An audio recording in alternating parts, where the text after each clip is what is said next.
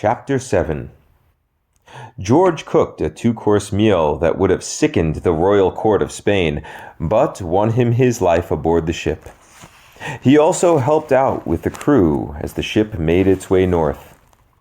Joachim convinced the captain that heading west would lead them to safety. A storm from the north began to rock the ship, and the captain complied. The result was the early discovery of modern day's St. Lucia. The captain called the island Rory's Cove, named after himself. The crew went ashore and stayed for 3 months. Being off ship, George still retained his duties as cook and began to be well liked by the crew. The captain took a shine to Joachim, and as he counted up the booty he had seized from both the port towns in Brazil, he began to confide in Joachim some of his wants in life. The captain wanted nothing more than a simple life, equivalent to that of kings. He wanted to go down in history as the pirate king. Joachim informed the captain that royalty was only one half money and power. The other half consisted of a mindset that seemed enlightened to those who followed the monarch. Thinking this over, the captain decided he would retire on this island after a few more years on the sea. George walked into the camp with dishes and told them to join the party down at the beach. A few more years turned into 10 years of plunder and return to Rory's Cove. George had taken a liking to the pirate lifestyle and would even participate in the raids on ships, although he would only take whatever was in the food galley.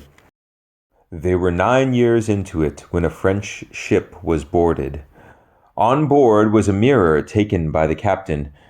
Joachim got the first look at himself that he had in 9 years, and found the same face he remembered staring back. Nothing was different.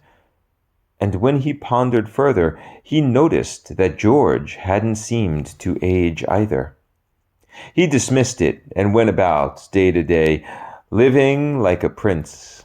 No man was more valuable than the captain, but the navigator came damn close. In the 10th year, George came to Joachim with a plan. It was risky, and the results couldn't be predicted, but George was tired of living as he was. A cook is valued, but not really respected. He would change that. During the raid of a cargo ship going from Brazil to Lisbon, George boarded the ship with the rest of the crew. When the captain came aboard, George started a riot among the passengers. A battle broke out that lasted 3 hours. In the middle of the battle, George stabbed the captain 8 times in the back and neck. When it was over, George blamed the Spaniards for the death of the captain and rallied the pirates into a frenzy. The Spanish ship burned on the water that night, along with its crew. George and Joachim banded together to act as the captain, and they made their way back to Rory's Cove. On their return, they came face to face with 2 Spanish warships heading north from Brazil. In a daring military move, George rammed the ship into one of the boats as the pirates boarded the other in dinghies. The Spaniards that fought were killed. Those that surrendered were taken in as part of the crew. George named himself King of the Pirates, with Joachim as first mate and prince. The royal pirates began a scourge of destruction along the American seaboard that lasted for 10 years.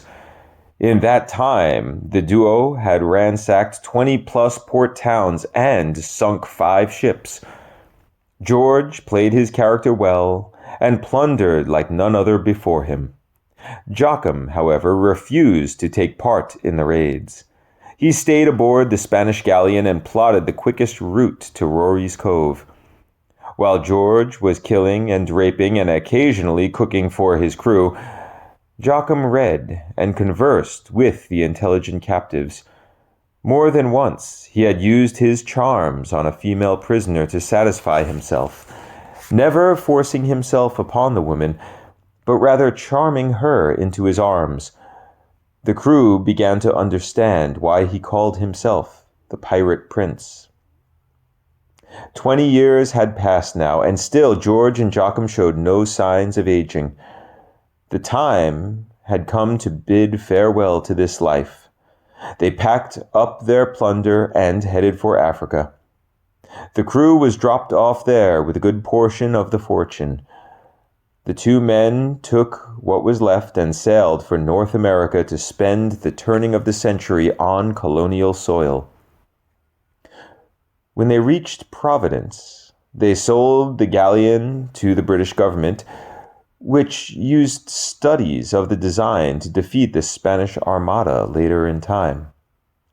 They headed south to warmer climates and crossed the Mississippi in the year 1604.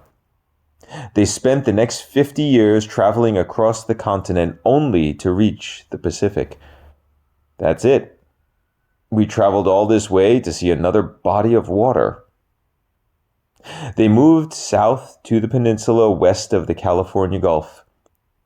They had lost track of time. Their bodies looked like that of a 25-year-old and an 18-year-old. In actuality, Joachim was 97 and George was 104. After another 30 years, they headed east again. Another 30 years brought them to the British colonies. The people in the colonies looked beaten and without hope. The soul had been drained out of them. It had something to do with the fact that England was taxing them and not recognizing them in the government. Joachim and George voiced this opinion in taverns and hostels. The idea grew, and hope soon returned to the faces of the people. Hope that they could gain power in their mother country or gain freedom from her. Late one night in a tavern, George swung his slightly intoxicated, but good for 160-something head towards Joachim. "What have we started here?"